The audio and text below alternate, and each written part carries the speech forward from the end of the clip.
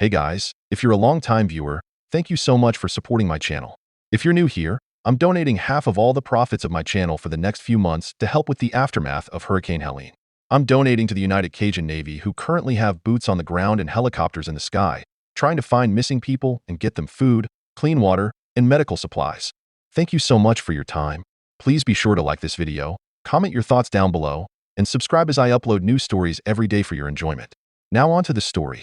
Wife is planning to leave me, / has left me for my best friend, and they've already started trying to get pregnant. I guess I should call him my former best friend at this point, but it's hard to accept it's all gone just like that. You spend so many years with a person building a relationship, and one day it all turns to dust. I've known him since high school, 15 years ago. He was like a brother to me and like a son to my parents. When we were younger, we were at each other's houses all the time. He was always coming with my family on trips, and I did the same with his family. We've done so much together.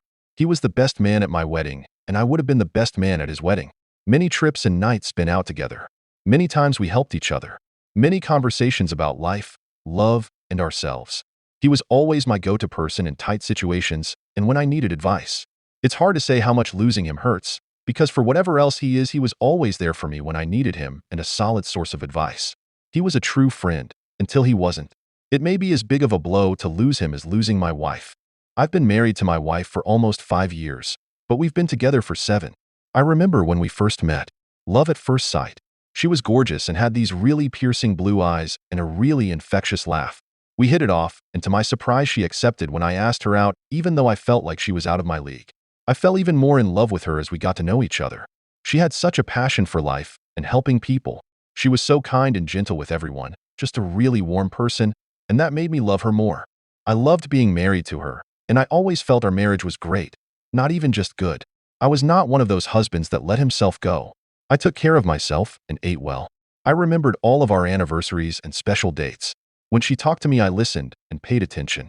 I took an interest in her life genuinely because I loved her and it was important to me, but I also gave her space and avoided being too needy or clingy. I made sure to do my part around the house. I cleaned as much as she did. Our sex life was great, as far as I could tell. I did my best to love her and care for her the way a husband should and show her she was appreciated. I tried my best to keep dating her after we married. I can say without any doubt that I never took her for granted. I don't know what else I could have done. I have asked myself that over and over again, and I still don't know. I wonder if I did too much. Did she think I was too much of a pushover? Did she not respect me? I'm not saying our marriage was perfect. We did have arguments, but they were never major ones. The trouble started when my best friend broke up with his girlfriend.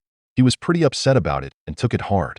I talked to him, but my wife asked me one day if I cared if she went out for a coffee with him to talk and give him a woman's view / opinion. I told her that was fine with me. She and my best friend were also friends. We'd done couples trips with my friend and his girlfriend, and she'd also hung out with him tons because he was around me so much. I didn't think anything of it because their relationship never seemed inappropriate. I do remember him saying I was lucky and she was attractive when we first started dating and when I married her, but there were no inappropriate jokes or anything like that. My wife might have said he was handsome at some point, but that was it. I saw no red flags, and even after thinking about it more, I still don't see any. I never saw anything which made me think there was ever a chance of them being more than friends. When my wife came back from coffee, she seemed a bit off. She was really angry with his ex and said that he deserved better. I remember telling her something like, "He's young and he'll mend in time," and she seemed very upset by this. She said that he needed time and that whatever girl ended up with him would be very lucky and his ex was a fool to leave him. I may be misremembering parts of that conversation, but that was the basic gist. She was very sparse on details and very vague, but it didn't seem weird to me at that time. It seemed like she was being protective the same way I would be protective of him as my friend. Her behavior started getting stranger after that night. She wasn't doing anything really overt or suspicious, but she was vague about what she was doing. She would say that she's going to see one of her friends or to run an errand. Stuff like that. I'm not a controlling person and she'd never given me a reason to doubt her, so I didn't make an issue out of it. And really at that time I didn't find it so strange.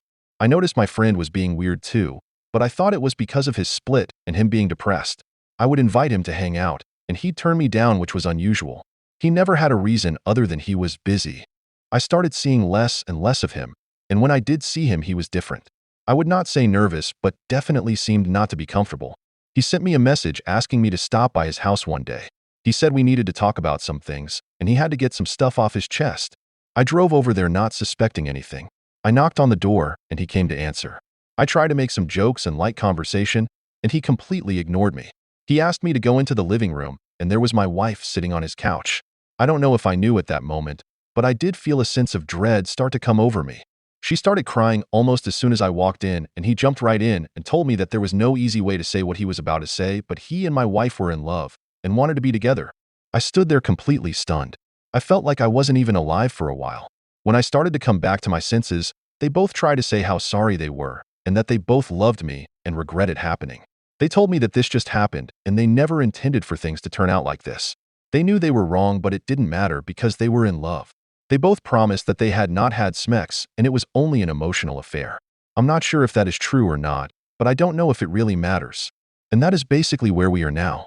Since that day, I've gotten more texts from them apologizing, and one's from my wife asking if I'm okay and telling me she's here for me and still cares for me, but I mostly ignore them. They aren't as frequent anymore either. She decided to move out of our house. I didn't ask her where she was going, but a friend of mine told me that she moved in with my former friend as soon as she left. That was only a few months ago. She stopped by the house a few days ago to pick up some things. I tried to avoid her, but then she asked me if I had a second. She told me that she and my former friend are trying to get pregnant. She wanted to give me a heads up so that we can deal with it as we go through our divorce. She also wanted to tell me personally because she felt like I deserved to know and hear it from her.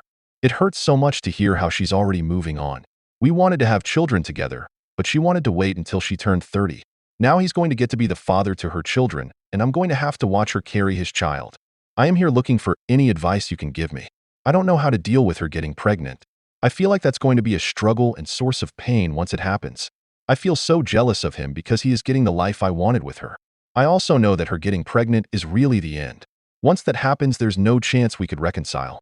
I have considered asking her to try counseling, but I haven't because I doubt she would be interested since she wants him and a life together with him. I also don't know how to process all of this. I don't know how they could both do something like this or how I could not see it. I don't understand why she left when we were happy. I feel like I don't believe in anything anymore. If you can't trust your wife and best friend and a marriage doesn't last with as much effort as I put in, then nothing is real and life is all one big lie. Life just isn't fair sometimes. Edit. A typo. Update. First of all, I want to thank everyone who commented and everyone who sent me messages of support. The last few days have been the best I've had since my wife left. I feel like I'm at least able now to think of what comes next. I really don't know how to thank you all, but just know that the support I've gotten has helped. I don't have much of an update, but I thought you guys deserve to know about a few things. I decided I am going to message my former friend's ex to see what her version of the breakup is. Nothing may come of it, but I think I have to at least see if I can find out anything else. I had talked to one attorney, but haven't really gotten serious about a lawyer. Next week, I will start a serious look for one. My friends and family have given me some recommendations, so I will go through their list.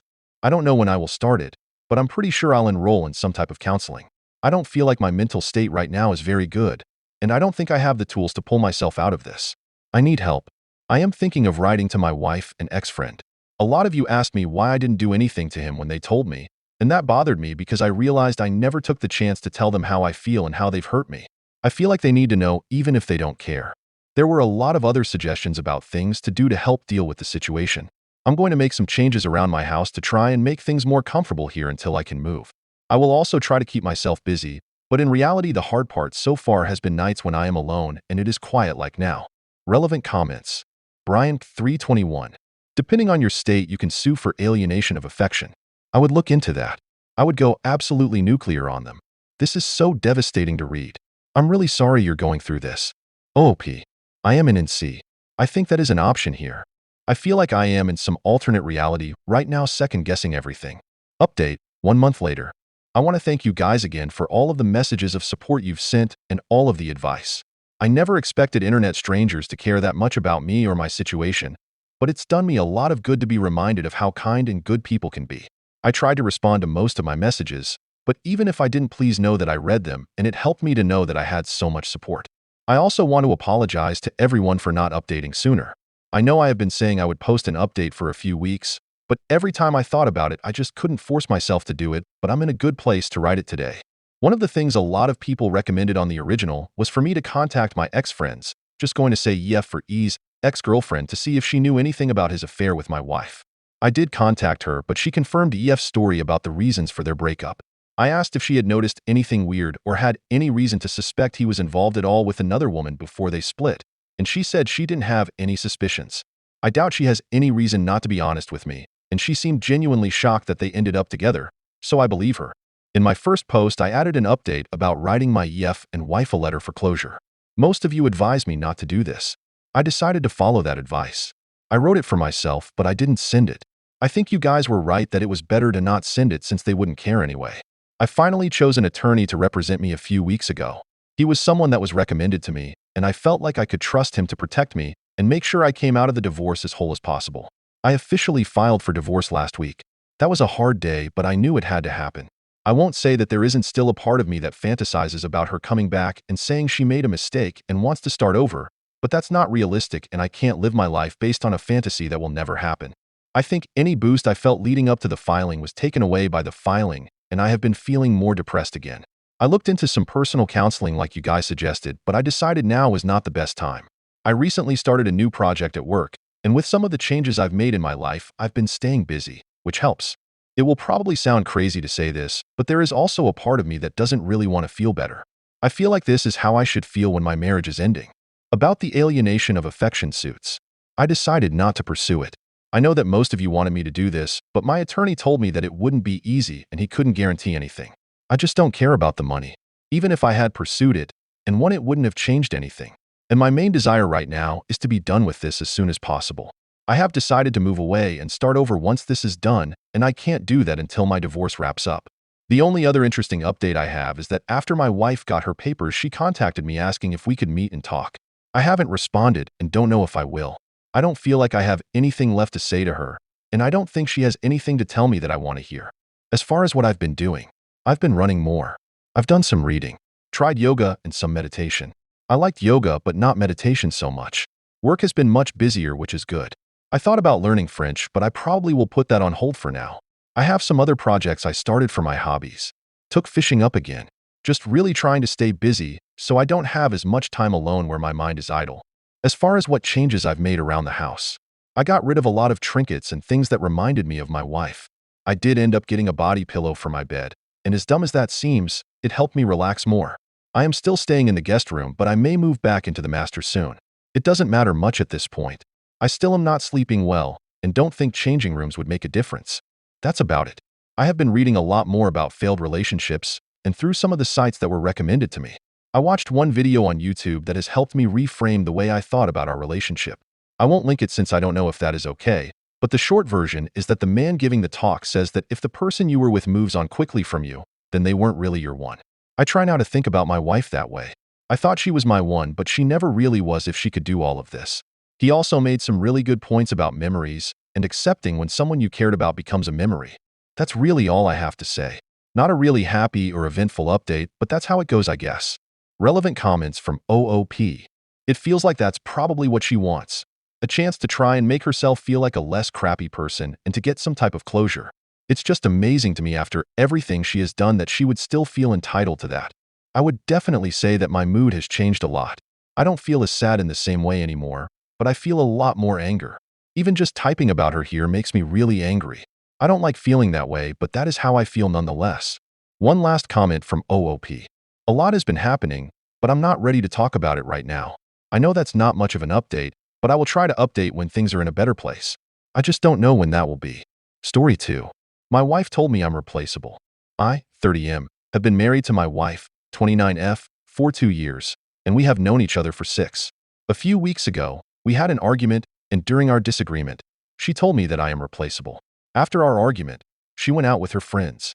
I have been dealing with some health problems for a while, and the argument stressed me out, leaving me nervous and unwell. I was alone in the house and decided to call the paramedics because I felt that something was really wrong. To sum up, I suffered a heart attack. In the hospital, they tried to reach my wife, but she didn't respond, likely still upset from our argument. She called later, after coming home, when she found out that I'm not there. After learning of my condition, she came to see me and stayed with me the entire time, constantly crying and holding my hands. After being sent home, she did everything so I could recover faster. However, despite her efforts, I couldn't stop thinking about how she had told me that I'm replaceable. I constantly think about it. I want to confront her about it, but I don't think I'm ready. I'm trying to understand why context matters. In what way or situation is it acceptable to call your partner replaceable? The audacity to even say something like that is beyond me. I will answer some things here. But we have no children. I have genetic health problems. External factors also contributed to my problems. I have higher salary than her, so I mostly pay the bills or buy things for our home. I mostly cook and clean. She does it too, but mostly me. It's not 50 to 50, more like 60 to 40. She isn't actively trying to delete me. I hope so at least. I don't know if she has AF buddy. Let's also address the elephant in the room. We had an argument about our house, some issues with it. After that, we also discussed our priorities, careers, and intimacy. At one point, discussion was replaced by her venting and saying things not even related to original discussion. I had no issues with her ranting about things until she told me that I'm replaceable. That was the end of the conversation. I no longer wanted to talk. She finds my silence terrifying, but she didn't stay in the house for long after the argument. I don't know when she came home. I woke up in the hospital and she was there. She kept crying and holding my hands. She didn't speak much. She couldn't. On the side note, some people in this comment section have some issues themselves. Like, some of the comments are just wild, horrifying. Update. I've decided to separate for a month. We will go to a counselor and speak maybe 1 to 2 times a week. If she cares about me, she will accept it and do everything she can to improve our relationship and marriage. If she starts playing around, going out on dates, or if I suspect her of cheating, I will end it. There won't be any forgiveness or second chances. I will make an update post sometime in the future. So many of you reached out and offered support and advice. I think the least I can do is provide you with the update. Thank you all very much. Top comments, editor's note. Top comments are from the same user below. Comment number 1. Pretty pandemonium. My husband once said to me, wives are replaceable. Mothers are not. Mom will always win. Within the year, our 9-year marriage collapsed. The context was finding out how deeply involved his mother was in our marriage, arguments, decisions, etc. We were not arguing, but having a discussion about how it wasn't right to basically have a third person in the marriage, that it was between the two of us. The way I found out was during a discussion about investments we had made. I got up from the table we were talking at and found his phone on the counter with MOM showing on screen. He'd called her and had her listen into our discussion so he could take it to her after we were done. I disconnected the call without comment, and she called back immediately. He vehemently disagreed that it wasn't right and made that statement to me, basically stating that it was he and his mom against me, and I'd always lose, while she was still on the phone listening in. It was like a gut punch. It opened my eyes to a lot of little things that eventually led to filing for divorce. He was stunned. His mom called me immediately and said, "You can't do that." Well, yes I can. And did. As a petty move, I served his mother the divorce papers at the same time, so she could be involved in the divorce. LOL. $50 well spent in my opinion. She came to our hearing and was so vocal about what she thought was right or wrong that the judge ordered her out of the courtroom. LOL. He's her full-time problem now. They've been living together since the separation and she's miserable about it. They deserve each other. Commenter 2. Jesus. Sounds like a giant mama's boy. Nothing wrong with being close to parents/family, but this is some codependency shit. I'm surprised you never saw any signs early in the relationship. Pretty pandemonium. I did not. His mom was overseas for 2 years when I met him. When we got married, I'd met her 4 times, since she traveled all the time. She was newly retired and ready to see the world, which I thought was very cool. I really liked her as a mother-in-law, thought she was interesting and fun to chat with her visit. About 2 years before our split, things changed. She lived on the opposite coast from us, so we weren't seeing her twice a year. But all of a sudden it was "Mom said," and "Mom thinks," all the time. Then he was using her opinion on things too, such as when we went to buy a car. I was hearing, "Mom researched this one and said," "Mom said that the dealership has bad reviews," and I'm thinking, why is Mom a part of so many of our conversations? And how does Mom know about this? You heard how it all ended all. But no, not really. It wasn't until about 2 or so years toward the end that they got this weird thing going. Comment number 3. Pretty pandemonium. It was interesting. First, she actually thanked me for serving her the papers. LOL, that was totally a bitch move on my part, but she called to say thank you, so she'd know what was what in the divorce. I didn't serve her anything else, just the initial summons. In the courtroom, she told the judge she'd been subpoenaed to testify. LOL. That's how she saw it. But she also kept telling the judge he had the law wrong, loudly declared things unfair, interrupted court personnel, wanted her name and address on file for further notifications from the court, and so on. The judge finally called her and was exquisitely sarcastic. It's been a long time, so I do not remember exact words, but it was along the lines of, "Ma'am, While it is obvious to myself and other members of the court that you have a vested interest in the outcome of this dissolution and a vague understanding of courtroom procedure, your knowledge of the law is sorely lacking, along with your ability to show respect. At this time, I'm asking the bailiff to escort you to the bench outside the doors, and if we are in need of your legal knowledge, we shall call for your assistance. Like I said, I don't remember the exact words, but that isn't far off LMAO. It took me a minute to realize what had happened because the judge was so courteous, respectful, with his voice sounding as if she meant everything to him. While telling her to GTFO, I wish I had mad skills like that. LOL. Comment number 4. Pretty pandemonium. There is more in the thread. I do relate the courtroom, the judge removing her. On Reddit, you never know what is going to grab people. I am so surprised at the response to this long ago event. I never expected this much response. You can write a well thought out, articulate comment and nothing. Dash off a little memory sparked by the word replaceable and wow. Honestly, I'm not really up to date on how they're doing now. Through word of mouth, I know they still live together, even moved to Florida at some point. I know she's very unhappy about it, and that just makes me giddy sometimes. LOL. I really liked her as a MIL until all this started, but she brought this on. Everyone is saying he was a mama's boy, but he really wasn't. She lived in Germany for the first 2 years of our marriage, and even when she came back to the US, we only saw her twice a year.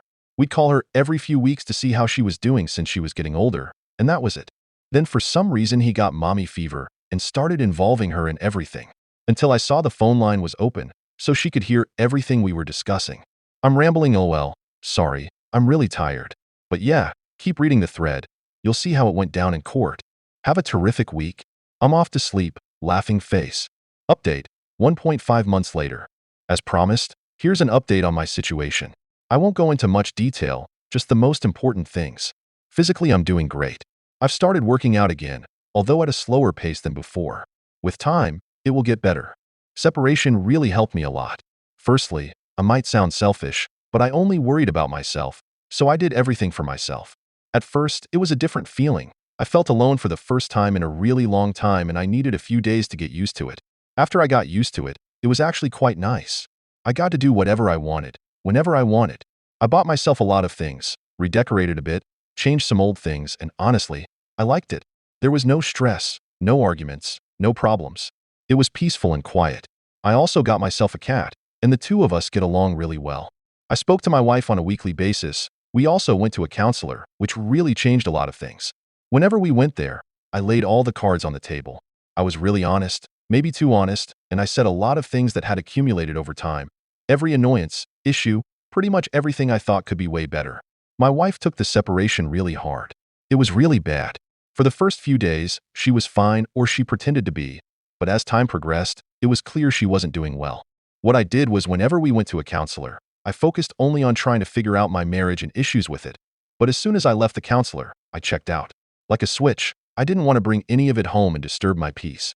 My wife also started individual therapy for her own mental health and issues that have been present for some time.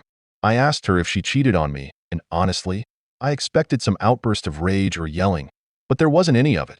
She was really sweet and told me no, and that she understands why I might think that, and she offered her phone and her social media accounts for me to check. For some reason, I decided to be a dick, and I told her that maybe she deleted and covered her tracks. She has no proof of anything. Again, no yelling or anything, just a really sad look in her eyes. I realized that I went too far, and I apologized. Time passed, and I decided to let it go. So I told her that I forgive her, and that I will give her another chance. Honestly, I wanted some form of revenge, but while revenge might be sweet, everything after it is bitter. I also told her that I won't forget her words. Anyway, she came back to my house, and everything changed. No longer am I doing most of the stuff. She now works just as hard, maybe even more than me, and she doesn't allow me to do certain things, much to my annoyance. We will continue going to a counselor for a little bit longer, and she is still going to her individual therapy. While I liked being alone, I truly missed her. I missed her hair, her smile, her eyes, and now I find myself looking at her and paying attention to everything she does. I guess separation made us appreciate each other way more than before. Maybe we took each other for granted, and we didn't value each other until we split. I think we fell in love again. I can't describe it, but each hug, each touch feels different, like it radiates with sincerity and love. As for the future, I'm planning a trip in secret as a surprise, so we can go out of town for a few days, just the two of us. Time alone really helped me relax and not worry about unimportant things. I focused on myself and what I want my marriage to be, and my life. So now, I'm going to work towards that. We really learned to communicate much better than before. We became much more open towards each other, more vulnerable. I think it will help us going forward. I guess after all, it turns out that I'm not so easily replaceable. Relevant comments. Dotted unicorn. Sounds like you were happier single? I'm not really clear why you went back to your wife. At any rate, good luck. Wish you the best. Oop. Indeed, I was, for a time. Then I felt something was missing. People sometimes say things they don't mean in the heat of the moment. She did it too. I think it was fair to both of us. Some time apart from each other really helped us figure out what each of us wants and what we mean to each other. Life is better when you get to share it with somebody. Optimal, Super 5784. Happy to hear you guys are able to work things out. It was a tough tunnel to go through, but the relationship seems to have gotten stronger on the other side, and that's awesome. It was a blessing in disguise. Oop. We are still working on it, and we will continue to do so. Things are way better than they used to be. There are still some differences/things we need to work on, or at least find a middle ground, which will probably be resolved in future counseling sessions.